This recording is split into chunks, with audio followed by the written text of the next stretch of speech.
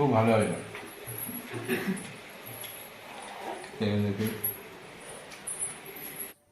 Hello guys, welcome back to my channel. আজকে বিরিয়ানি বানাবো, তো চলো তোমরা পুরো ভিডিওটা দেখো আমি কিভাবে বিরিয়ানিটা বানাই।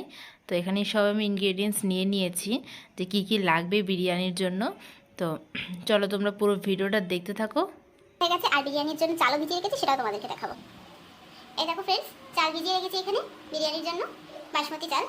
তো চলো এখন বাবা বাজার থেকে মাংস নিয়ে চলে এসেছে, মাংসটা ধুয়ে ফেলি। এখন এই মিক্সার মেশিনের মধ্যে রসুন, আর এখানে নিয়ে নিয়েছি আদা,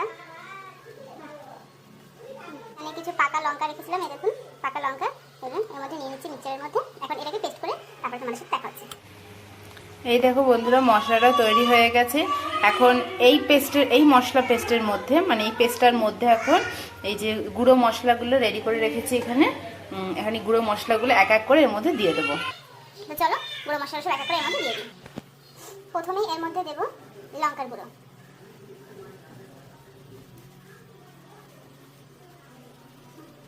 লঙ্কার গুঁড়ো দেওয়া হয়ে গেছে। এখন এর মধ্যে দেবো জিরের গুঁড়ো,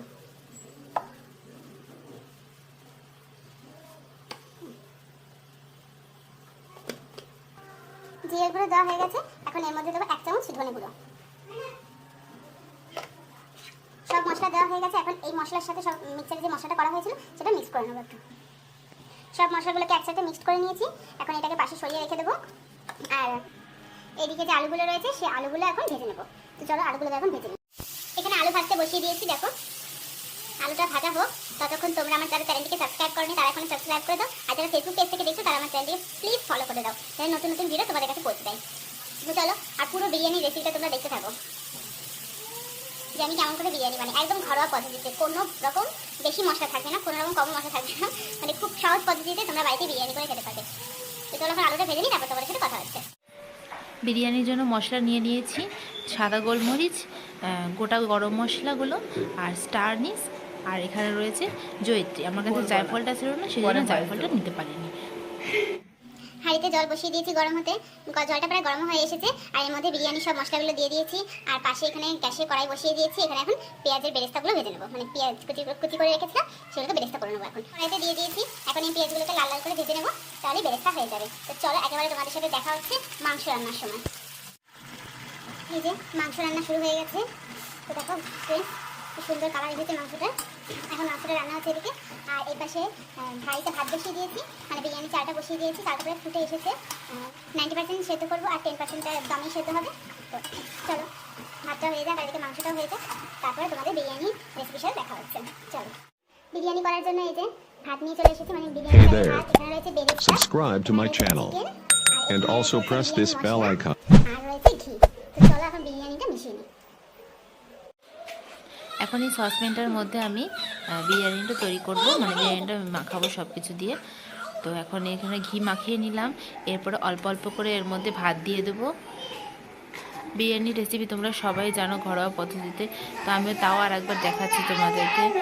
তো এখানে আমি ভাতগুলো দিয়ে দিচ্ছি, আর এরপরে মাংস দিয়ে দেবো, তারপরে বেরেস্তা দেবো, তারপরে ঘি দেবো, আর বিরিয়ানি মশলা। তো তোমরা পুরো বিরিয়ানির রেসিপিটা তোমরা দেখতে থাকো।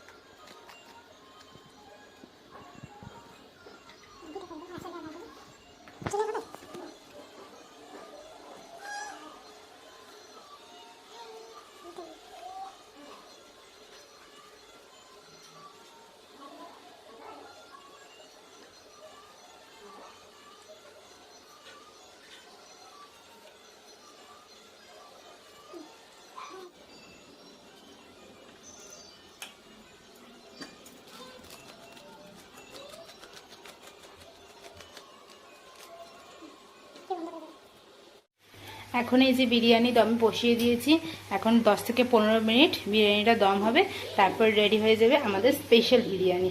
তো চলো বিরিয়ানিটা দম হয়ে যাক, তারপরে যাক ওদের খেতে দেবো। তখন খেতে দেওয়ার সময় ওদেরকে জিজ্ঞাসা করবো যে কেমন হয়েছে। তো চলো খাওয়ার সময় আবার দেখা হচ্ছে। হচ্ছে না, হ্যাঁ দম থেকে নামিয়ে নিয়ে এসেছি, এবারে দেখো এখন বিরিয়ানিটা সার্ভ করি।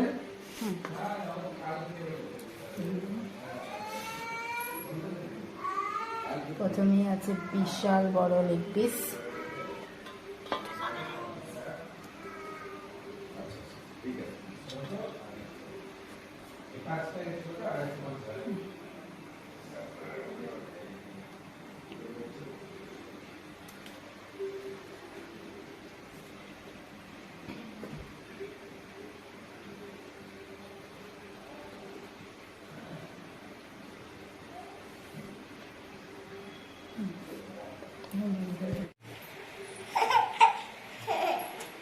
খুব ভালো হয়